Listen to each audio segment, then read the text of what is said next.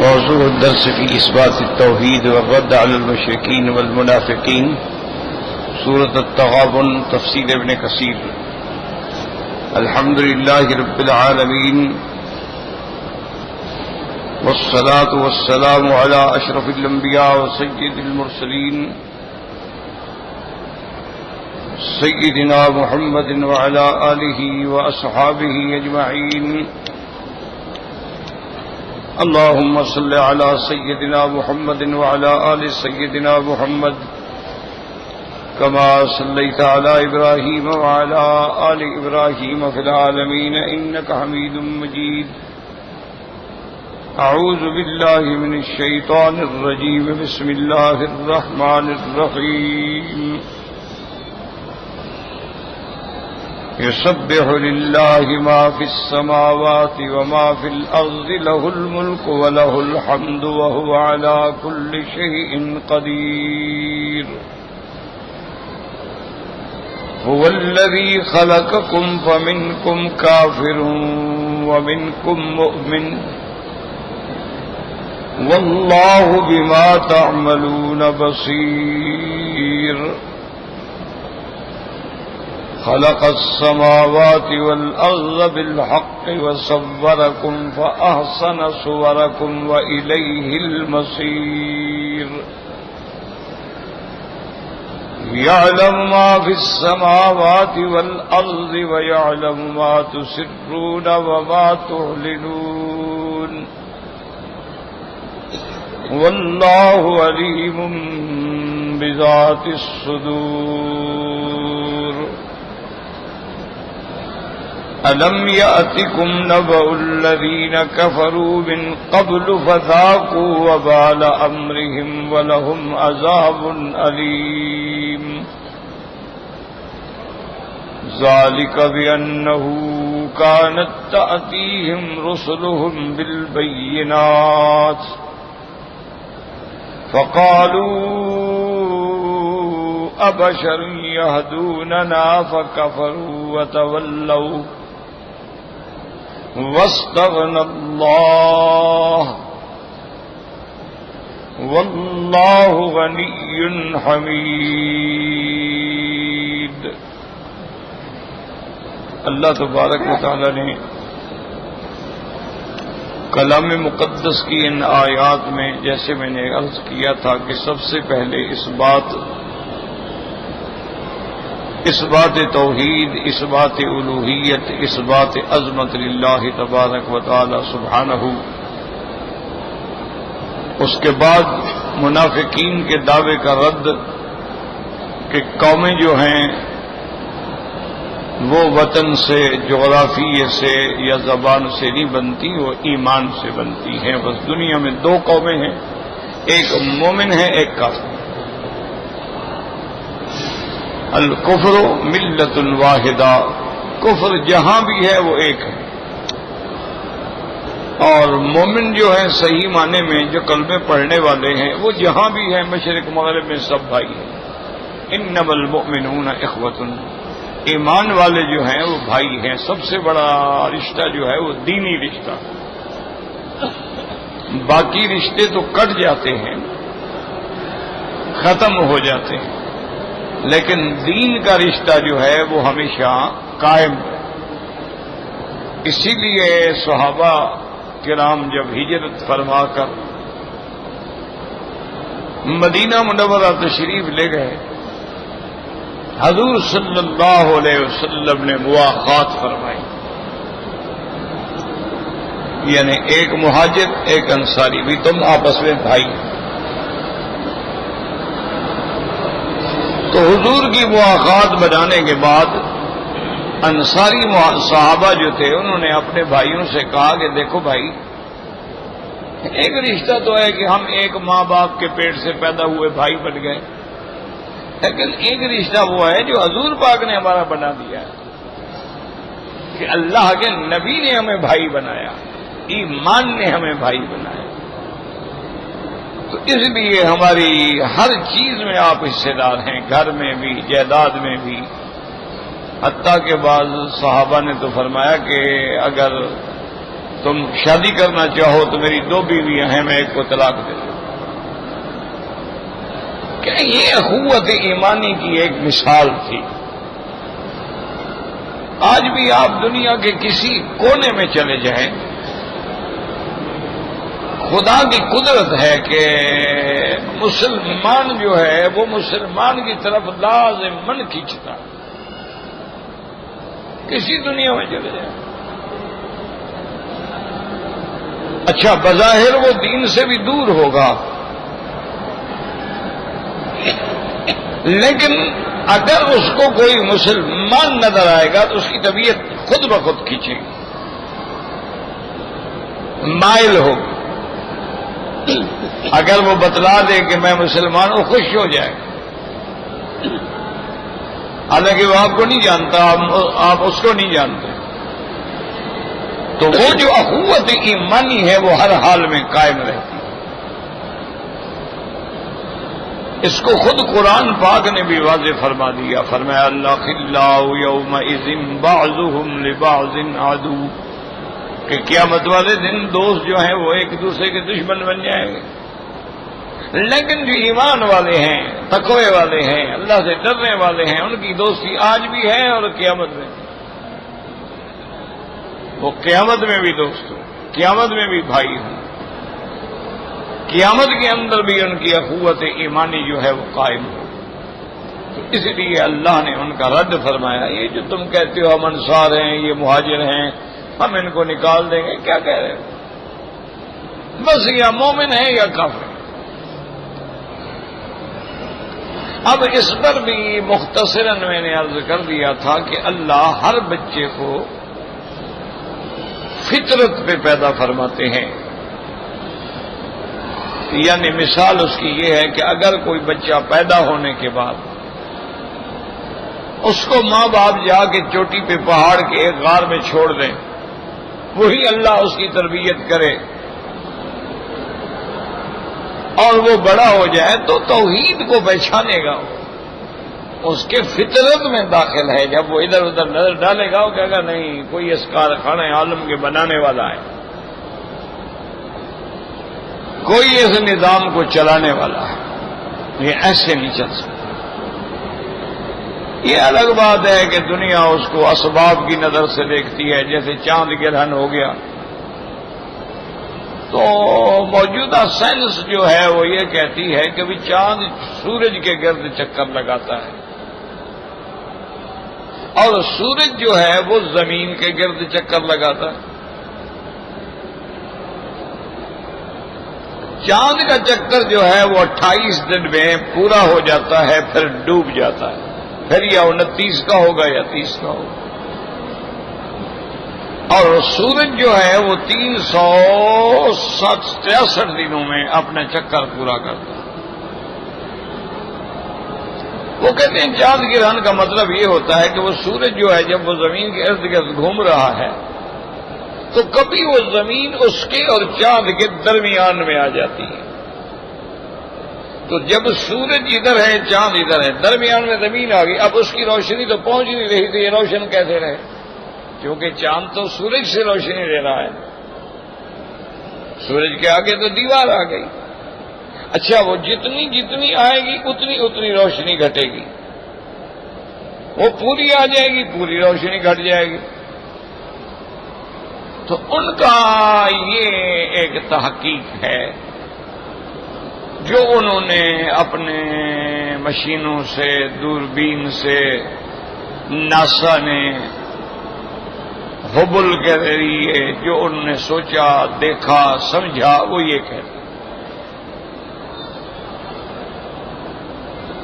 مسلمان یہ کہتے ہیں کہ بھئی جو کچھ حضور پاک نے فرمایا ہے نا، رحمت دو عالم نے بتلایا ہے، بس وہ حق ہے.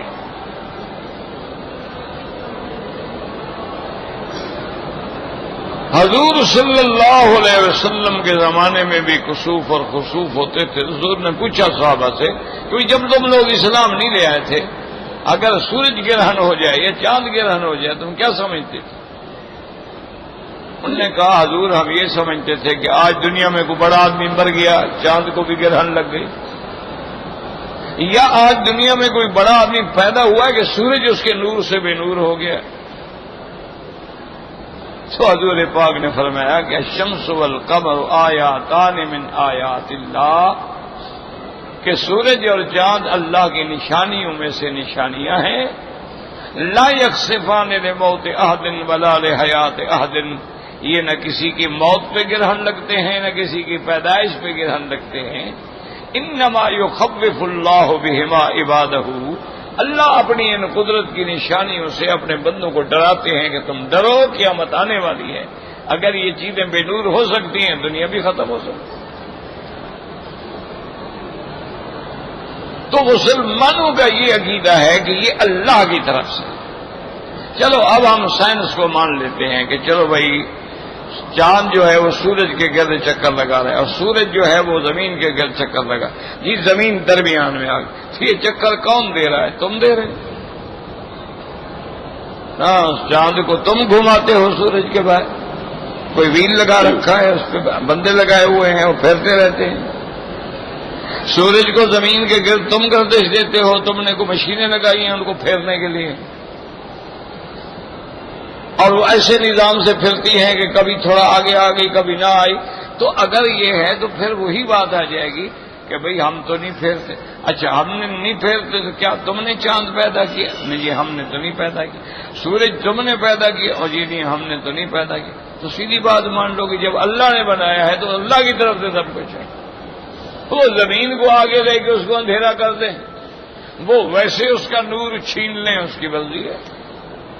تو زیادہ ہر بات میں اسلام جو ہے نا وہ حق ہے، وہ سچ ہے کہ جو اخوت ایمانی ہے اس کے مقابلے پہ کوئی رشتہ جو ہے قائم نہیں. یہ دنیاوی رشتے دنیا میں ایک دوسرے کا تعارف ہے. تو ہر بندے کے اندر اللہ جب پیدا کرتے ہیں تو پلیٹ صاف ہوتی ہے. اب اس پہ آپ نے قاعدہ نورانی لکھ دیا، قرآن شریف لکھ دیا، یا آپ نے سنسکرت میں کوئی قصہ کہانی لکھ دی، پلیٹ تو صاف ہے. تو بچہ صاف سینہ لے کے، صاف دل و دماغ لے کے پیدا ہوتا ہے. گھر کا ماحول اس پہ اثر کرتا ہے. اب ماحول میں نماز ہے، روزہ ہے، چھوٹے بچے دیکھو وہ بھی نماز میں کھڑے ہوتے، تو پڑھنا نہیں آتا، باپ سیدھے بھی گیا وہ بھی سیدھے میں پڑھا ہوتا، اس کو کوئی پتہ نہیں سجدہ کیا چیز ہے، اس کو کوئی پتہ نہیں. اچھا اگر ماں باپ ماشاءاللہ گانے بجانے والے ہیں تو وہ بھی ماشاءاللہ لے کے گانا بجانا کر رہا ہوتا ہے، چھوٹا سا بچہ، اس کو نہیں پتا ہے کہ یہ کیا چیز ہے، لیکن ماں باپ کو جو دیکھتا ہے تو وہی اثرات اس پہ آتے ہیں. اور اگر اللہ چاہے، اچھا آپ کو یہ کہے کہ جس کو اللہ نے کافر کیوں بنایا تو وہ جانتے ہیں اس کی مخلوق ہے، کون ایمان کے لائق ہے اور کون نہیں، کون کفر کے حقدار ہے اور کون نہیں. اور اللہ نے سب کے لیے دلائل بھی دے دیے ہیں اور یہ بھی بتلا دیا ہے کہ میں تم ایمان لاؤ کفر، لیکن میں تمہارے کفر سے راضی نہیں ہوں. ولا یرضی بعبادہ الکفر، اللہ ایمان لانے پہ راضی ہوتے ہیں، کسی کے کافر ہونے پہ راضی نہیں ہوتے. اس لیے فرمایا والذی خلقکم فمنکم کافر ومنکم مؤمن، اور آگے بتلایا واللہ بما تعملون بصیر، اللہ جو کچھ کرتے ہو دیکھنے والے ہیں. آگے فرماتے ہیں خلق السماوات والارض بالحق، کہ اللہ نے آسمانوں اور زمینوں کو پیدا فرمایا ٹھیک ٹھیک، یعنی دیکھو کیسے آسمان بنائے، اللہ اکبر، اور 7 آسمان بنا، 7 سماوات طباقا. اسی طرح اللہ نے 7 زمینیں پیدا فرمائی ہیں، اور دیکھو پھر کیسے آسمانوں کو اونچا کیا ہے اور کیسے آسمانوں کے اس قبے کو قائم کیا ہے کہ بغیر عمد ترونہا، کوئی ستون نہیں لیکن قبہ اپنی جگہ پہ کھڑا ہوا ہے، کوئی نیچے اس کے ستون نہیں ہے، کوئی اس کے چیز نہیں، بس اللہ کے حکم سے. ان اللہ یمسک السماوات والارض ان تزولا، اللہ تبارک و تعالیٰ کی ذات ہے جو آسمانوں کو تھامتی ہے کہ کہیں گر نہ جائیں. اسی طرح اللہ فرماتے ہیں والسماء بنیناہا بأید، ہم نے خود بنایا، اپنے ہاتھوں سے بنایا. اسی طرح فرماتے ہیں والارض فرشناها فنعم الماہدون. اب بالحق کا معنی سمجھیں، اس کا کیا معنی ہے؟ خلق السماوات والارض بالحق. تو بعض علماء تو فرماتے ہیں کہ بالحق کا معنی ہے یعنی ٹھیک ٹھیک بنایا ہے، اس میں نقص کوئی نہیں، یعنی اس کے اندر کسی قسم کی کوئی، دیکھو نا ایک کاریگر بناتا ہے، دوسرا کاریگر آگے دیکھتا ہے تو وہ کہتا ہے یار یہ تھوڑا سا کرو جو ہے نا اس نے زیادہ دے دیا ہے، تو کوئی نقص نکل آتا ہے، کیونکہ بڑے سے بڑا کاریگر ہوتا ہے، اس سے بڑا، وہ اس سے بڑا، وہ اس سے بڑا. لیکن اللہ کے بنانے میں کوئی نقص نہیں ہے، کیونکہ وہ خود نقص سے پاک ہے. اس لیے اللہ تبارک و تعالیٰ فرماتے ہیں ہل سمرجی البصر کرتین ينقلب الیک البصر خاسئا وهو حسیر. اللہ فرماتے ہیں بار بار دیکھو، بار بار نظریں دوڑاؤ. کیا تمہیں کو نظر آتا ہے آسمان میں کوئی سوراخ ہو گیا ہو، کوئی کمی ہو گئی ہو؟ تم ایک چھت بناتے ہو 100 سال کے بعد گر جاتی. کیا ہے وہ جی لوہے کا وقت ختم ہو گیا ہو، کیا ہے جی وہ سیمنٹ کی میعاد ختم ہو گئی، وہ کیا ہے جی وہ زلزلہ آیا تو ہل گئی تھی بنیادیں. لیکن آسمان کو تو کسی چیز نے نہیں ہلایا. زلزلے بھی آ رہے ہیں، آتش فشاں بھی پھٹ رہے ہیں، سیارات بھی گر رہے ہیں، بڑے بڑے حوادث بھی رونما ہو رہے ہیں، لیکن آسمان اپنی جگہ پہ قائم ہے. اللہ نے فرمایا ہل تری من فطور، کیا ان میں تم کوئی دراڑ، کوئی سوراخ کچھ دیکھتے ہو؟ تو اسی لیے بعض علماء فرماتے ہیں کہ اللہ نے اس کو ٹھیک ٹھیک اندازے پہ بنایا ہے، اس میں کوئی کسی قسم کا نقص نہیں. ایک قولی. اور بعض علماء فرماتے ہیں خلق السماوات والارض بالحق. اللہ پاک نے آسمانوں اور زمینوں کو حق کے لیے بنایا ہے. کیا مانا؟ یہ حق ہے، یہ باطل نہیں ہے. یہ حق ہے. جب اس عالم کو بنایا ہے تو اب پھر اس کے بعد امتحان بھی ہوگا، پھر جزا بھی ہوگی. اس لیے قرآن دوسری جگہ کہتے ہیں ربنا ما خلقت هذا باطلا سبحانک فقنا عذاب النار. مومنین جب دیکھتے ہیں تو کہتے ہیں یا اللہ تم نے یہ بے فائدہ بیکار چیزیں نہیں بنائی ہیں، بلکہ تیرا راز ہے، تیری حکمت ہے. یہ ایسے اتنا بڑا گھر ایسے تو نہیں بنا دیا ہے، اتنی بڑی چھت آپ نے ایسے تو نہیں سجا دی، اتنی بڑی تارے جو ہیں آپ نے ایسے تو نہیں ٹانگ دیے ہیں. مانا یہ ہے کہ اللہ نے حق کے لیے بنایا ہے، اللہ نے اس کو حق کے لیے بنایا ہے. اور جو حق مانے گا، حق پہ قائم رہے گا، ایمان لائے گا، وہی یقیناً کامیاب ہو، ورنہ وہ فنا ہو. اور بعض علماء فرماتے ہیں خلق السماوات والارض بالحق. مانا یہ ہے کہ آسمان اور زمین جو ہیں یہ دلیل ہے اس کے حق ہونے کی. اللہم انت الحق ووعدک الحق وقولک الحق ولقاؤک حق والجنة حق والنار حق والساعة حق والنبیون حق ومحمد صلی اللہ علیہ وسلم حق. تو اس لیے علماء نے فرمایا کہ جیسے پہلے تھے نا کہ ہر چیز تسبیح کہہ رہی ہے، تو یہ بھی اللہ کی حقانیت، وحدانیت، الوہیت، قدرت پہ دلیل ہے، حق ہے. خلق السماوات والارض بالحق. اور آگے اللہ تبارک و تعالیٰ فرماتے ہیں صورکم فاحسن صورکم. پھر اللہ نے تمہاری شکلیں بنائی اور کیا کیا خوبصورت شکلیں بنائی. صورکم فاحسن صورکم. جیسے دوسرے مقام پہ فرمایا لقد خلقنا الانسان فی احسن تقویم. انسان کو اللہ تبارک و تعالی نے بڑے بہتر انداز میں پیدا فرمایا. کیا میں اس سے مطلق انسان ہے، یعنی انسان کا جو اللہ نے یعنی سمجھے ڈھانچہ بنایا ہے نا، اسٹرکچر بنایا ہے، اس کی دنیا میں کوئی مثال نہیں، کوئی جانور اس کا مقابلہ نہیں کر سکتا. آپ دیکھیں بھینسیں ہیں، ہاتھی ہیں، شیر ہیں، بگیاڑ ہیں، کتے ہیں، خنزیر ہیں، بلیاں ہیں، بلے ہیں، بھگیاڑ ہیں، لیکن انسان کا کوئی مقابلہ ہے کیا؟ تمہیں وہ انسان، حالانکہ دیکھو ان کی چمڑے پر اللہ نے جو نقش و نگار بنائے ہیں، آدمی حیران ہو جاتا ہے. کہ آدمی دیکھ کے چیتا دیکھو کیسا خوبصورت لگتا ہے، زرافہ دیکھو کیسا خوبصورت لگتا ہے. اچھا بات بلیاں دیکھو جو شیر کی خالہ ہے نا، دیکھو کیسی خوبصورت ہوتی ہے ایسی آنکھیں اور ایسی مونچھیں اور ایسے جناب معلوم ہوتا ہے کہ شیر کا چھوٹا بچہ بیٹھا ہوا ہے. لیکن انسان کے مقابلے پہ کیا ہے؟ انسان کو جو اللہ نے قامت دی ہے اس کے قد پہ نظر ڈالیں، اس کے بالوں پہ نظر ڈالیں، اس کی آنکھوں پہ نظر ڈالیں، اس کے ہاتھوں پہ نظر ڈالیں، اس کی انگلیوں پہ نظر ڈالیں، اس کے انگلیوں کے پوروں پہ نظر ڈالیں، اس کی سینے پہ نظر ڈالیں، اس کی ٹانگوں پہ نظر ڈالیں، اس کے پاؤں پہ نظر ڈالیں.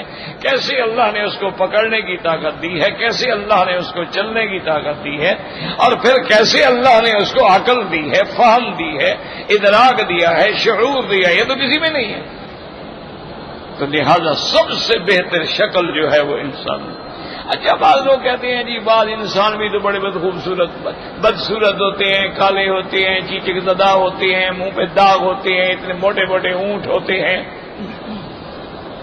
کالے بھجنگ ہوتے ہیں، تو وہ بھی خوبصورت ہے. لیکن اس کو جب جانور کے سامنے کھڑا کرو تو وہ خوبصورت ہے. بات تو یہ ہے کہ باقی مخلوق کے سامنے کھڑا کرو. انسانوں میں پھر اللہ نے فضیلت دی ہے، کوئی گورا ہے، کوئی کالا ہے، کوئی جمیل ہے، کوئی کبیر ہے، کوئی خوبصورت ہے، کوئی بدصورت ہے. یہ تو ایک اللہ کا نظام ہے، یہ تو نظام چلتا رہے گا. اگر دنیا میں سارے خوبصورت ہوتے تو کون کسی کو گھاس ڈالتا جناب؟ اگر سارے بدصورت ہوتے کون کسی پہ مرتا اور عشق کرتا؟ یہ تو اللہ کا ایک نظام ہے. کہیں خوبصورت بھی ہوں گے، کہیں بدصورت بھی ہوں گے، کہیں لمبے قد والے بھی ہوں گے، کہیں چھوٹے قد والے بھی ہوں گے، کہیں درمیانہ قد والے بھی ہوں گے، کہیں گنجے بھی ہوں گے، کہیں لنگڑے بھی ہوں گے، کہیں لنجے بھی ہوں گے، کہیں اندھے بھی ہوں گے، کہیں کانے بھی ہوں گے. یہ اس کی حکمتیں ہیں تاکہ باقی لوگ جو ہیں جب اندھے پہ نظر ڈالیں تو اپنی آنکھوں کا شکر کریں. یا اللہ تیرا شکر ہے اگر مجھے بھی اندھا بنا دیا ہوتا میں بھی ٹھکرے مار رہا ہوتا. یا اللہ مجھے بھی اگر لنگڑا بنا دیتے تو میں بھی آج ویل چیئر دھکیل رہا ہوتا. اب دیکھو نا، کبھی غور کیا کرو کہ ایک معذور ویل چیئر پہ بیٹھا ہے، ایام حج ہیں، رش ہے، پتہ نہیں ہل سکتا. اگر اس کو پیشاب کا تقاضا ہو جائے حرم میں کہاں جائے گا؟ کبھی سوچا ہے؟ تو اللہ کا شکر کرو بھی ہم چل رہے ہیں. مجھے گھٹنوں سے تکلیف کہی تو میں کہتا یار اللہ کا شکر ہے میں تو بہت ٹھیک ہوں. اللہ کا کروڑ کروڑ شکر ہے. بھئی چل رہے ہیں، نماز پڑھ لیتے ہیں، آ جاتے ہیں، چلے جاتے. ٹھیک ہے، درد ہے، تکلیفیں ہوتی ہے، اس میں تو کوئی شک نہیں ہے کہ تکلیف ہے، درد ہے، اور پھر انسان کا کوئی پتہ بھی نہیں ہوتا ہے. لیکن اس کو دیکھو جس کے ٹانگیں ہی نہیں ہیں، اس کو دیکھو جس کا ہاتھ ہی نہیں ہے. اچھا اس کے بعد بیچارے بچے کھڑے ہوتے ہیں بھیک مانگنے والے، دونوں ہاتھ نہیں ہوتے. اچھا ایمان سے کہ آپ پیشاب کریں، بیچارے حمام میں جائیں، کوئی نہ ہو، کیا کریں؟ کیسے اپنے بدن کی صفائی کریں؟ کبھی غور کیا ہے؟ بس نہیں. روٹی تو کما کھائے مچھندر، یہاں سے نکلے فلم پہ بیٹھ گئے، کر کے سو گئے، 10 روٹیاں پی گئے، نہ نماز ہے نہ روزہ ہے. نہ کبھی سوچا ہے کہ بھی ایک روٹی کے ٹکڑے کے لیے سینکڑوں بندوں نے محنت کی ہے اور یہ ایک ٹکڑا میرے منہ میں آیا.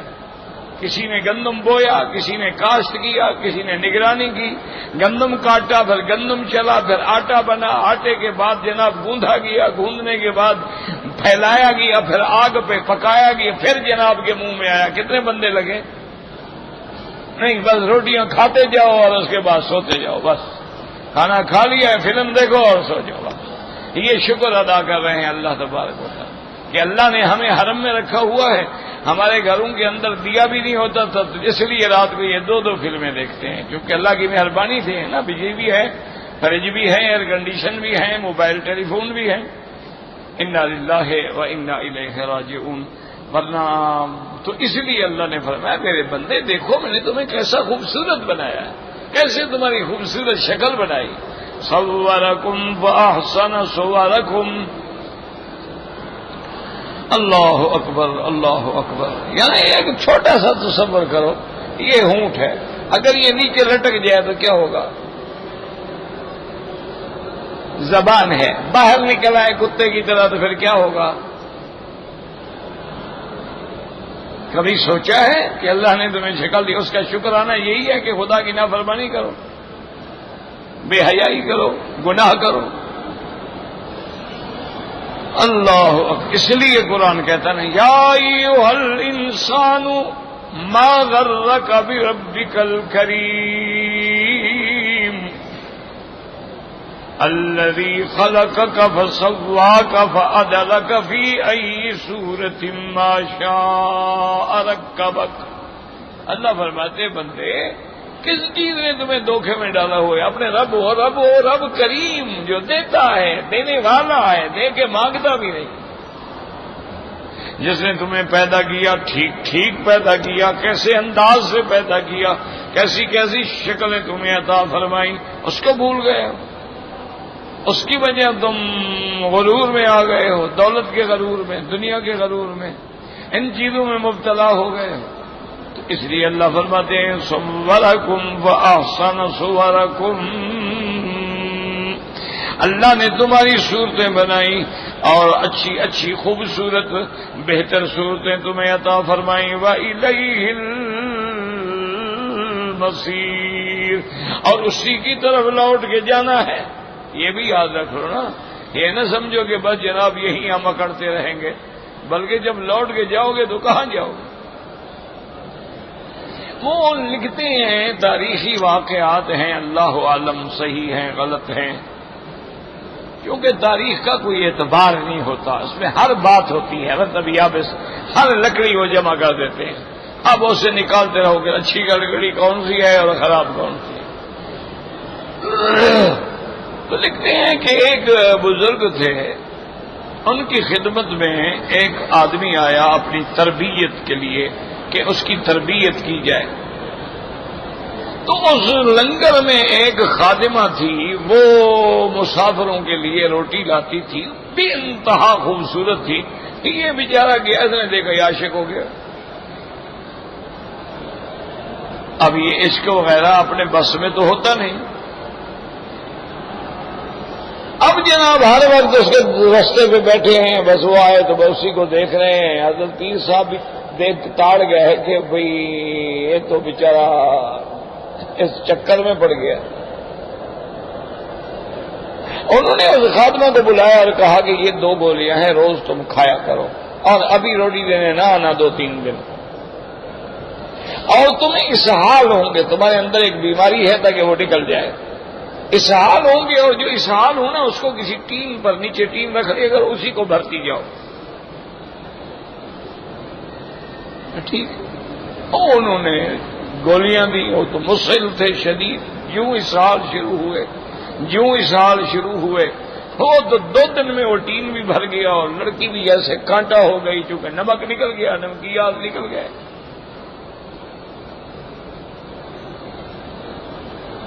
اب یہ بھی عاشق جو ہے پریشان ہے کہ وہ 3 دن سے میری محبوبہ نظر نہیں آئی۔ 3 دن کے بعد یہ بیٹھے ہوئے ہیں تو وہ لڑکی جو تھی نا اس کو پیر صاحب نے سمجھایا تو آمدن آئی اور اس کو آگے کہا تمہیں نظر ہی نہیں آتے ہو، کہاں ہو؟ کون ہو تم؟ انہوں نے کہا پہچانا نہیں؟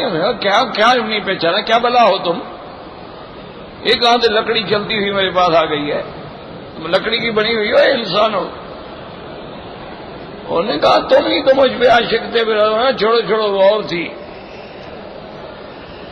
اس نے کہا وہ میں تھی، لیکن آؤ میرے ساتھ۔ وہ لے گئی، اس نے کہا یہ جو جس چیز پہ تم عاشق تھے نا وہ یہ ٹین میں بھری ہوئی ہے، یہ جب تک اندر تھی تو میری جوانی اور حسن برقرار تھا، تم عاشق تھے، یہ نکل گئی تو اب تمہارا عشق بھی نکل گیا نیچے سے۔ انہوں نے کہا عشق تو میرا یہی تھا، پھر جس سے تم عاشق تھے وہ یہی بلا تھی، لے جاؤ اس کو، ٹین کو اٹھاؤ اور اس سے عشق کرو۔ اب اس کو چوٹ لگی، وہ آ کے اللہ کے دروازے پہ گر گیا، اس نے کہا مولا میری بڑی کوتاہی ہے، پھر میں تیرے بغیر اب انشاءاللہ کسی حرام پہ نظر نہیں ڈالوں، میں اب کسی غیر پہ نظر، اب جب تیرے ساتھ بن گئی بات مجھے سمجھ آ گئی کہ عشق تو اس سے کیا جائے نا جو کبھی بدلتا ہی نہیں ہے، جو ہر چیز بدل جانے والی ہے، اس سے عشق کا کوئی فائدہ۔ جو جوانی سے بوڑھا ہو گیا، بڑھاپے کے بعد جناب آپ ہاتھ کانپنے لگے، سر کانپنے لگا، لکڑی پہ چلنے لگا، عشق پشق تو گئے نا۔ اس کی ذات سے عشق کرو جس پہ فنا کوئی نہیں، جو ہر نقصان سے پاک ہے، جو ہر تغیر سے پاک ہے۔ تو اس لیے اللہ نے فرمایا تم نے پھر میری طرف لوٹ کے آنا ہے، پھر یہ شکلیں وکلیں کام نہیں آئیں گی۔ ان اللہ لا ينظر الى صورکم، یہ نہیں دیکھا جائے گا تم کتنی خوبصورت تھے، ولکن اللہ ينظر الى اعمالکم، تمہارے اعمال کی طرف دیکھا جائے گا کہ وہ کتنے خوبصورت ہیں، تمہاری نماز کتنی خوبصورت ہے، تمہارے سجدے کتنے خوبصورت ہیں، تمہارے رکوع کتنے خوبصورت ہیں، تمہارے طواف کتنے خوبصورت ہیں۔ تو اللہ تمہاری شکلوں کو نہیں دیکھیں گے، شکلیں تو ابھی لہب کی بھی بڑی خوبصورت تھی، شکل تو ابھی جہل کی بھی بہت اچھی تھی، شکل تو عتبہ عتیبہ شیبہ ربیعہ کی بھی بڑی اچھی تھی، شکل تو ولید بن المغیرہ کی بھی بڑی اچھی تھی، بڑے قریشی بڑے خوبصورت سردار تھے، شکل تو عبداللہ ابن ابی رئیس المنافقین کی بھی اچھی تھی۔ تو اس لیے اللہ فرماتے ہیں صورکم فاحسن صورکم والیہ المصیر۔ اب مسئلہ یہ پیدا ہوتا تھا کہ ہم سب نے اس کی طرف لوٹ کے جانا ہے، تو جب سب لوٹ کے جائیں گے، اب دیکھو دنیا میں اگر مجرم 10 ہیں تو اور اگر 20 ہو جائیں، 100 ہو جائے، 500 ہو جائے، 1000 ہو جائے، کون گواہی دے گا؟ یہی وجہ ہوتی ہے نا کہ جب جلسے ہوتے ہیں، مجمع ہوتے ہیں، لوگ مجمع میں دشمن کو مار دیتے ہیں، تو اب کو اتنے بندے ہیں، کون گواہی دے گا کس نے مارا ہے بھائی؟ اتنے بندوں کو آپ کیسے پکڑیں گے؟ اور پھر ان کے نام کون یاد رکھے گا، گواہیاں کون دے گا؟ تو جب سب لوٹ کے جانا ہے میرا مولا، پھر حساب کتاب کیسے ہوگا؟ فرمایا یعلم ما فی السماوات والارض، وہ ذات ہے جو آسمانوں اور زمینوں میں جو کچھ ہے سب جانتی ہے، ہر چیز کا علم ہے۔ وَيَعْلَمُ مَا تُسِرُّونَ وَمَا تُعْلِنُونَ۔ یا دیکھو، ایک ہوتا ہے سر، ایک ہوتا ہے علانیہ، یا ایک سر ایک ہے جہر۔ اچھا، اسی طرح ایک ہوتا ہے خفی، ایک ہوتا ہے اخفا۔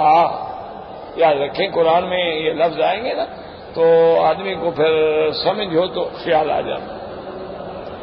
اب کہیں آتا ہے ان تبدوا ما فی انفسکم او تخفوا، وہاں تبدو تخفوا ظاہر کرو یا چھپاؤ، وہاں اللہ نے 2 لفظ فرمائے، ان تبدوا ما فی انفسکم او تخفوا یحاسبکم بہ اللہ، ہر چیز پر اللہ حساب لیں گے، چاہے چھپاؤ کے کرو چاہے ظاہر کرو، وہ جانتے ہیں۔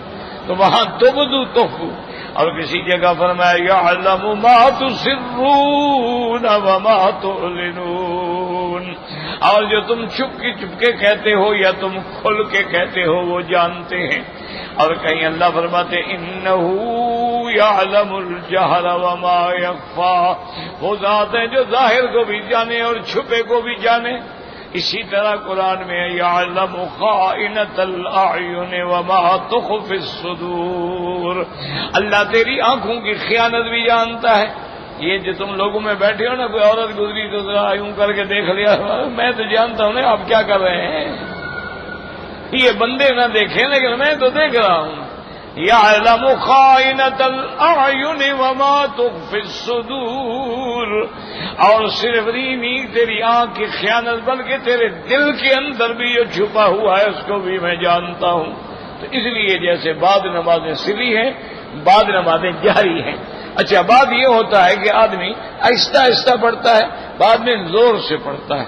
اچھا، بعض چیزیں جو ہے اس نے چھپائی ہوئی ہیں، بتایا نہیں کسی کو، اور بعض چیزیں ابھی اس کے دماغ اور دل میں آئی بھی نہیں، لیکن اللہ وہ بھی جانتا ہے۔ یعنی جو چیزیں ابھی تیرے دل و دماغ میں نہیں آئی ہیں کل آئیں گی، اللہ ان کو بھی جانتے ہیں، چونکہ وہ خفی کو بھی جانتا ہے، وہ اخفا کو بھی جانتا ہے، وہ سر کو بھی جانتا ہے، وہ علن کو بھی جانتا ہے، وہ بدایا کو بھی جانتا ہے، وہ خفایا کو بھی جانتا ہے۔ اس لیے اللہ تبارک و تعالیٰ کے قرآن پاک میں کئی مقامات پہ ایسی آیتیں مبارک آتی ہیں، يعلم ما في السماوات والأرض وَيَعْلَمُ مَا تُسِرُّونَ وَمَا تُعْلِنُونَ۔ اب بعض بندے سوچتی ہیں جیسے ایک دن مشرک کھڑے تھے کعبۃ اللہ کے دروازے پر ملتزم کے پاس، آپس میں کہہ رہے تھے بھئی ان اللہ یسمع ما ینادی ہے، بھئی ہم جو اللہ کو پکارتے ہیں اللہ سنتا ہے، اللہ ہمارے قریب ہے یا دور ہے؟ دوسرے نے کہا کہ بات یہ ہے ہم جو زور سے کہتے ہیں نا وہ تو سنتا ہے، اور جو ہم ایسا ایسا کہتے ہیں وہ نہیں سنتا۔ تو وہ اپنا عقل دوڑا رہے تھے۔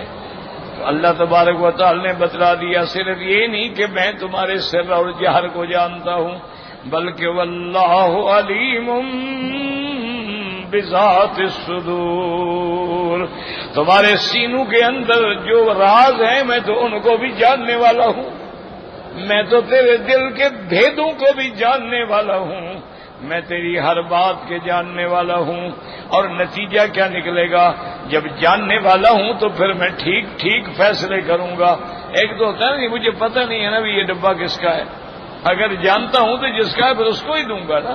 تو جاننے کا معنی یہ ہوتا ہے کہ جب میں فیصلہ کروں گا تو وہ ٹھیک ٹھیک فیصلہ ہوگا، حق والے کو حق ملے گا۔ اس لیے آگے اللہ پھر مثال دیتے، الم یاتکم نبأ الذین کفروا من قبل فذاقوا وبال امرهم ولهم عذاب علیم۔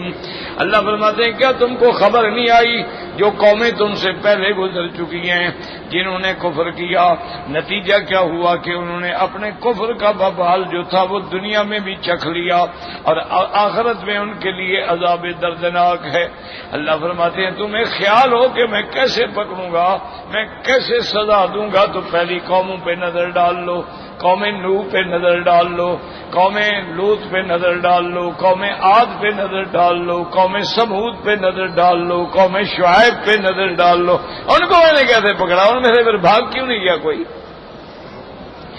الم یاتکم نبأ الذین کفروا من قبل فذاقوا وبال امرهم ولهم عذاب علیم۔ ذالک بأنہ، عذاب کیوں ہے؟ کانت تاتیہم رسلہم بالبینات، جب ان کے پاس اللہ کے رسول آتے معجزات لے کے، آیات بینات لے کے، لیکن وہ بدبخت کیا کہتے؟ فقالوا ابشر یہدوننا فکفروا وتولوا، وہ کہتے کیا تم انسان ہو؟ انسان بھی کبھی نبی ہوتا ہے، بشر بھی کبھی رسول ہو سکتا ہے؟ تم ہماری طرح انسان ہو، ہمیں تم آگے ہم نہیں مانتے تمہاری کوئی بات۔ اللہ نے رسول بھیجنا ہے تو کوئی نوری بھیجیں گے، فرشتہ بھیجیں گے، تم تو ہماری طرح کے انسان ہو، کھاتے ہو پیتے ہو۔ وقالوا ابشر یہدوننا فکفروا وتولوا، یعنی اللہ کے حق کے ساتھ بھی کفر کیا، پیغمبروں سے بھی اعراض کیا، جھٹلایا۔ ذالک، اس کے بعد اللہ فرماتے ہیں واستغنى اللہ، جب انہوں نے ہمارے پیغمبر کو ٹھکرایا تو اللہ بھی غنی ہے، اللہ کو کیا پرواہ ہے ان کی۔ واللہ غنی حمید، اللہ تبارک و تعالی ہی غنی ہے، اللہ تبارک و تعالی ہی تمام محامد اور حمد کے سزاوار ہیں، حقدار ہیں۔ تو اللہ تبارک و تعالی جو ہیں ان کو ہمارے کفر سے کوئی نقصان نہیں ہوتا ہے۔ اس لیے حضور پاک صلی اللہ علیہ وسلم نے فرمایا لو اجتمع، اگر جمیع الخلق علی اتقى قلب رجل واحد منکم، اگر ساری دنیا متقی بن جائے اللہ کو فائدہ کوئی نہیں، اگر ساری دنیا شقی بن جائے، بدبخت بن جائے، کافر بن جائے، اللہ کو نقصان کوئی نہیں۔ یہ فائدہ تیرے لیے ہے، یہ نقصان تیرے لیے ہے، یہ جنت جہنم تیرے لیے ہے۔ اب تیری مرضی ہے کہ جنت کے اسباب پیدا کر یا تیری مرضی ہے کہ جہنم کے اسباب پیدا کر، تمام معاملات جو ہیں وہ اللہ کے ہاتھ میں ہیں۔ تو ان آیات مبارکہ میں جو ہم نے پڑھا ہے اس میں تحدید بھی ہے، ترغیب بھی ہے، اللہ کی تعظیم بھی ہے، منافقین پہ رد بھی ہے، واللہ اعلم۔ حضرت معین الدین لکھوی ایک بہت بڑے عالم تھے اہل حدیث، وہ فوت ہو گئے، اللہ ان کی مغفرت فرمائے۔ ایسے لکھوی خاندان میں بڑے بڑے علماء پیدا ہوئے، اور یہ تو بہت معروف آدمی تھے، MNA بھی رہے، یعنی سیاست میں بھی رہے۔ تو بہرحال اللہ تبارک و تعالی مغفرت فرمائے، کیونکہ یاد رکھیں کہ عالم کسی بھی جماعت کا ہونا، اس کی موت جو ہوتی ہے نا، موت العالم موت العالم، کہ جب عالم مرتا ہے تو گویا عالم مر گیا۔ کیوں؟ ایک بندے کی وجہ سے اللہ نے کتنے لوگوں کو دین پہنچایا ہے۔ یہ دیکھو نا جی، مثلا بڑے بڑے مدرسے ہیں، کسی ایک بندے نے ہی بنیاد رکھی تھی، اور اس سے پھر کتنے لاکھوں علماء پیدا ہوئے۔ تو اس لیے ہمیشہ یاد رکھیں کہ عالم جو ہے، اس لیے تاریخ میں ایک باقاعدہ واقعہ ہے کہ ہارون الرشید اور باقی اس کے وزراء بھی، اور جن میں امام ابو یوسف رحمت اللہ علیہ بھی تھے، وہ شکار پہ گئے، بادشاہوں کا شکار، بڑے بڑے کشتیاں، بڑے بڑے انتظامات۔ بہرحال کشتی جو تھی وہ طوفان میں پھنس گئی۔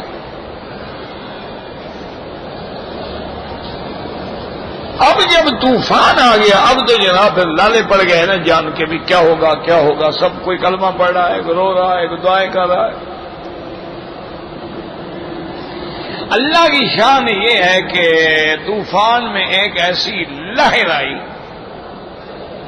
کشتی کو جو لگی تو کشتی کنارے کے قریب آ گئی۔ امام یوسف رحمۃ اللہ نے چھلانگ لگائی وہ تو کنارے پہ پہنچ گئے، کشتی پھر پیچھے چلی گئی، پھر جا کے گرداب میں پھنس گئی، پھر گرداب سے نکلی لیکن بہت آگے جا کے نکلے کنارے پہ، تو جو وہاں لوگ بیٹھے تھے جن کو امام ابو یوسف رحمت اللہ علیہ سے پرخاش تھی، کیونکہ اہل حق جتنے ہوتے ہیں نا، ان کے ساتھ محبت کرنے والا اگر 100 ہو تو دشمنی کرنے والا 200 ہوتا ہے۔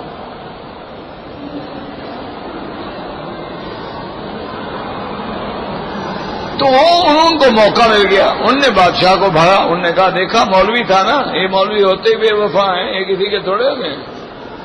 واقعی بات ہے، مولوی تو اللہ کا ہوتا ہے، بندوں کا تو ہوتا ہی نہیں، بے وفا تو ہوگا، اس کو تمہاری غلط ہی نہیں ہے تو تمہارے ساتھ کیوں وفاداری کرے؟ انہوں نے کہا اپنی جان بچا کے مولوی صاحب بھاگ گئے، یہ بھی نہیں دیکھا بھی پہلے بادشاہ کو تو اتارو، بادشاہ کی جان بچ جائے تو پھر اتریں گے۔ بادشاہ بھی غصے میں آ گئے، انہوں نے کہا بات تو ٹھیک ہے ان کی نا کہ بھئی ابو یوسف کو اپنی جان کا فکر تھا، ہمارا تو کوئی فکر نہیں تھا نا۔ باہر چلے گئے، وہ وقت گزر گیا، جب دربار لگا ابو یوسف آئے تو تھوڑا سا بادشاہ منقدر طبیعت میں تقدر تھا، اور وہ جو توجہ ہوتی تھی وہ بھی نہیں تھی۔ ابو یوسف سمجھ گئے کہ اسی واقعے کا اثر ہے۔ بہرحال جب تنہائی ہوئی تو بادشاہ صبر نہ کر سکا، اس نے کہا کہ امام صاحب آپ نے بڑی عجیب بے وفائی کا کام کیا، بھئی کشتی طوفان میں تھی، اللہ جانے کون بچے گا کون مرے گا، لیکن موقع ملا آپ اپنی جان بچا کے بھاگ گئے، ہمارا خیال بھی نہیں کیا۔ میں نے کہا بالکل میں نے آپ کا خیال نہیں کیا، میں نے اپنی جان بچائی۔ اس نے کہا کیا مطلب؟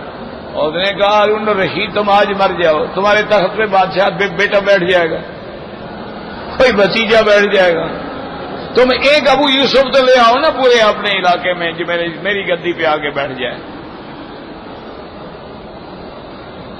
انہوں نے کہا عالم ایسے بن جاتے ہیں، تمہارا کیا ہے، تم چلے گئے بیٹا آ گیا، بیٹا گیا اور بیٹا آ جائے گا،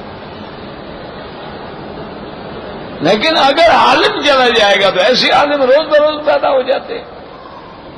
تم ایک بندہ مجھے پیدا کر دو جو میری گدی پہ بیٹھ کے یہ مسائل حل کرے، یہاں مجھے چاہتے ہو میں چھلانگ لگا دیتا ہوں۔ بادشاہ کو بات سمجھ آ گئی، اس نے کہا بھی بات تو ٹھیک ہے، اب عالم پیدا کرنا تو بڑا مشکل ہوتا ہے، یہ تو محنت ہوتی ہے، رنگ لاتی ہے ہنا پتھر پہ پس جانے کے بعد، جب تک مہندی کو رگڑو نہیں نا اچھی طرح وہ رنگ نہیں نکلتا اس کا، یہ تو رگڑے کھا کھا کے پرچیوں پہ سو کے مانگے تانگے کی روٹیاں کھا کے سوکھی روٹیاں کھا کے بیچارے عالم بنتے ہیں، ایسے تھوڑا بن جاتے ہیں۔ تو بہرحال وہ ایک عالم تھے، اللہ ان کی مغفرت فرمائے، اور جو علماء فوت ہو گئے اللہ سب کی مغفرت فرمائے، ان کو جنت الفردوس نصیب فرمائے، اور جتنے بیمار ہیں اللہ ان کو شفائے کاملہ عطا فرمائے۔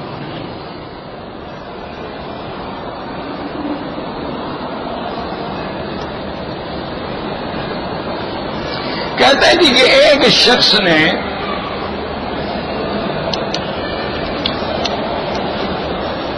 تین شادیاں کی، پہلی شادی جو کی اس میں ایک ہی بیٹا تھا، دوسری شادی میں ایک ہی بیٹی تھی، تیسری شادی میں کوئی اولاد ہی نہیں ہوئی، چوتھی شادی میں ایک بیٹی ہوئی وہ بھی مر گئی۔ اب اس کی ولادت جو ہے کون کس کو ملے گی؟ سیدھی سی بات ہے، اس کے مرنے کے بعد جو بیویاں زندہ ہیں ان کو 8واں حصہ ملے گا، لڑکا ایک ہے یا دو ان کو 2 حصے ملیں گے، لڑکی ایک ہے ان کو آدھا ملے گا۔ یہ کون سی بات؟ وہ پہلی بیوی کی ہو، دوسری بیوی کی ہو، چوتھی کی ہو، 18ویں کی ہو، ہے تو تیری بیٹی نا۔ اللہ کے بندے بیٹی تیری ہے، اس تیسری سے تھی، اس چوتھی سے، کسی سے ہو، تیری بیٹی ہے، بس تیری بیٹی اور بیٹوں کا حساب کیا جائے گا، کتنے بیٹے ہیں کتنی بیٹیاں ہیں کتنی۔ 8ویں حصے میں 2 بیویاں بچ گئی ہیں، 2 کو ملے گا، 3 بچ گئی ہیں 3 کو ملے گا، ساری مر گئی ہیں تو جان چھوٹی کسی کو نہیں ملے گا۔ یہ کون سا ایسا مسئلہ ہے بھائی؟ اولاد تیری ہے، وہ تیری ہی شمار ہوگی، اور یوصیکم اللہ فی اولادکم للذکر مثل حظ الانثیین۔ اللہ فرق نہیں کرتے ہیں، یہ تو بندہ فرق کرتا ہے نا، یہ پہلی بیوی کی اولاد ہے اور یہ دوسری کی ہے اور یہ تیسری کی ہے۔ اللہ کے تو سارے بندے ہیں، ساری مخلوق ہے، اس کے نزدیک تو بیٹے بھی تیرے ہیں، بیٹیاں بھی تیری ہیں، اور دینے والے بھی اللہ کی ذات ہے۔ ہاں ایک وہاں مسائل ہوتے ہیں کہ مثلا ایک عورت جو ہے وہ کافر تھی، اس کا پہلا خاوند بھی کافر تھا، اس سے اولاد تھی، اولاد بھی کافر تھی۔ اب عورت مسلمان ہو گئی، مسلمان سے شادی کر لی تو اب وہ پہلے وارث نہیں بنیں گے۔ لا یرث المسلم والکافر، مسلمان کافر کا وارث نہیں بنے گا اور کافر مسلمان کا وارث نہیں بنے گا۔ جب ہم اسلام لے آئے، کفر سے ہم نکل گئے، تو پہلے ساری چیزیں جو تھیں وہ خود بخود ہی ختم ہو گئیں، وہ مسائل ختم ہو گئے، کفر اور اسلام کی دیوار درمیان میں آ گئی۔ لیکن اگر مسلمان ہیں، چاہے وہ پہلی اب سیدنا حضرت علی ہیں، اب آپ کی بی بی فاطمہ بنت رسول جو ہیں، ان سے تو آپ کی اولاد حضرت حسن حضرت حسین ام کلثوم ہے، اور تو کوئی اولاد نہیں ہے، ایک بیٹی ہے 2 بیٹے ہیں، لیکن آپ کے تو 18 اولادیں ہیں، کیونکہ آپ نے بعد میں 9 شادیاں کی تھی، تو لہذا صاف بات ہے کہ جو اولاد ہے وہ اولاد علی ہے رضی اللہ تعالی عنہ وارضاہ۔ اچھا اسی طرح بیوی جو ہے اولاد ہو تو 8واں حصہ لیتی ہے، چاہے اب 1 ہو یا 2 ہوں یا 3 ہوں یا 4 ہوں، پھر وہ 8واں حصہ سب میں تقسیم ہوگا۔ 8واں حصہ مثلا 800 ریال بنتے ہیں، تو اب 4 بیویاں ہیں، 200 ریال سب کو دے دیں، بات ختم ہو جائے۔ اچھا ابھی باقی اگر لڑکے ہیں ان کو 400، لڑکی ہے تو ان کو 200 سے آدھا مل جائے گا، لڑکے کو ڈبل ملے گا اور لڑکی جو ہے اس کو آدھا ملے گا، اور یہ بھی انصاف ہے۔ یہ تو کافر ہیں اور کافروں کے یونیورسٹیوں میں پڑھے لکھے نوجوان ہیں جو اسلام کی وراثت پہ اعتراض کرتے ہیں۔ انا للہ و انا الیہ راجعون۔ ہو جی دیکھو عورت صنف نازک ہے، اور عورت سر کمانے والی بھی نہیں ہوتی ہے، لڑکا ماشاءاللہ کمانے والا ہوتا ہے، اس کو ڈبل مل رہا ہے، اور بیچاری جو کمزور ہے، جو صنف نادک ہے، جو گھر میں ہے، اس کو آدھا مل رہا ہے۔ ارے بھائی بات سمجھو، جب لڑکی پیدا ہوتی ہے اس کی ذمہ داری ماں باپ پہ ہے، اس کا پڑھانا، کھلانا، پلانا، شادی کرنا سب ماں باپ کے ذمہ ہے، اس کے ذمہ کیا ہے؟ اب جب شادی ہو گئی جناب تو اب ماں باپ کا حق بھی باقی اور شوہر کی ذمہ داری آ گئی۔ اب کھلانا پلانا، نفقہ، ناز، نخرے، سوٹ شوٹ، بیوٹی پارلر سارا تو خاوند کے ذمہ ہے، اس کے ذمہ کیا ہے جناب؟ کچھ بھی نہیں ہے۔ لیکن لڑکا جو ہے اگر وہ ماشاءاللہ باپ بوڑھا ہو گیا، اب لڑکے کی کمائی باپ کی ہے۔ اچھا جب لڑکے کی شادی ہو گئی، ادھر ماں باپ کو بھی کھلائے، بیوی بچوں کو بھی پالے، تو اس کی دوہری ذمہ داری، اللہ نے زیادہ پیسے دیے۔ جس کی ذمہ داری کم تھی اور دو طرف سے بھی راس لے رہی تھی، اس کو اللہ نے تھوڑے دے دیے، تو اس میں کون سی بے انصافی ہو گئی؟ اس سے تو کسی کی بے انصافی۔ اسی لیے دیکھنا پڑتا ہے کہ اولاد ہے 8واں حصہ، اولاد نہیں ہے تو پھر 4تھا حصہ۔ کیوں بھی اولاد جو نہیں ہے، اب بیوی کے لیے 4تھا حصہ بچ جائے گا، اگر اولاد ہے تو 8واں حصہ بن جائے گا۔ تو اللہ کا ہر فیصلہ جو ہے حق ہے، عدل ہے، انصاف ہے۔ اللہ اعلم۔ اللہم صلی علی سیدنا محمد وعلی آل سیدنا محمد وبارک وسلم۔ یا اللہ یا اللہ یا اللہ یا رحمان یا رحیم یا حی یا قیوم یا ذا الجلال والاکرام یا الہنا الہ کل شیء الہا واحدا لا الہ الا انت اللہم انت المیسر لکل اسیر وانت علی کل شیء قدیر۔ اللهم يسر أمورنا وأمور أولادنا وأولاد أولادنا وبناتنا وأخواننا وأصحابنا وأمور من أحبنا وأمور من أوصانا واستوصانا وأمور المسلمين برحمتك يا أرحم الراحمين يا أرحم الراحمين يا أرحم الراحمين۔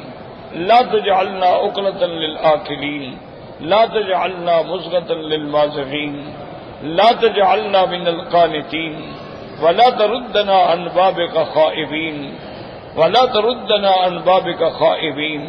اللهم لا تجعلنا من الآيسين، يا أول الأولين ويا آخر الآخرين، يا ذا القوة المتين، يا راحم المساكين، يا أرحم الراحمين۔ اللهم ارزقنا نعيم الدنيا ونعيم الآخرة۔ یا اللہ عالم اسلام کی عزت کا فیصلہ فرما، یا اللہ عالم اسلام کے غلبے کا فیصلہ فرما، یا اللہ کفر کی ذلت آمیز شکست کا فیصلہ فرما، یا اللہ کفر کی ذلت آمیز شکست کی فیصلہ فرما، یا اللہ مسلمانوں کے مدارس کے مساجد کے معابد کی حفاظت فرما، یا اللہ مسلمان جس ملک میں ہیں ان کی جان مال آبرو عزت کی حفاظت فرما، یا اللہ تمام بلاد اسلامیہ کی حفاظت فرما، یا اللہ اس بلد الامین کو قیامت تک ہر فتنے سے محفوظ فرما، یا اللہ ہمیں مانگنا بھی نہیں آتا بغیر مانگے عطا فرما، یا اللہ ہمیں مانگنے کی بھی توفیق عطا فرما، یا اللہ مانگنے کی بھی توفیق عطا فرما، یا اللہ ہمارے دلوں کو اپنا بنا دے، یا اللہ ہمارے دلوں کو اپنا بنا دے، یا اللہ ہمیں اپنا ذکر عطا فرما، یا اللہ ہمیں اپنا فکر عطا فرما، یا اللہ ہمارے دلوں کو اپنا مطیع بنا دے، یا اللہ سرکار دو جہاں کی محبت نصیب فرما، صحابہ اہل بیت کی محبت نصیب فرما، اولیاء علماء فقہاء مجتہدین محدثین صالحین کی محبت نصیب فرما۔ اللہم انا نسألک من الخیر کلہ عاجلہ وآجلہ ما علمنا منہ وما لم نعلم۔ اللہم انا نعوذ بک من الشر کلہ عاجلہ وآجلہ ما علمنا منہ وما لم نعلم۔ صلی اللہ تعالی علی خیر خلقہ سیدنا محمد وعلی آلہ وصحبہ اجمعین۔ اللہم صل علی سیدنا محمد وعلی آل سیدنا محمد۔